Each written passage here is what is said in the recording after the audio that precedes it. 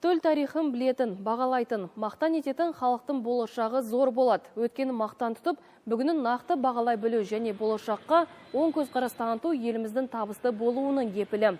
Ұлт көшбасшысы Нұрсұлтан Назарбаев күні кеше ғана өзінің кезекті мақаласында осылай деген болатын. Президент тарихқа негізделген құжатты жариялап қана қоймай, келешекке негіз беретін бірнеше нақты тапсырмаларды көрсетті. Ұлы даланың 7 қырына тоқталып, 6 жоба ұсынды.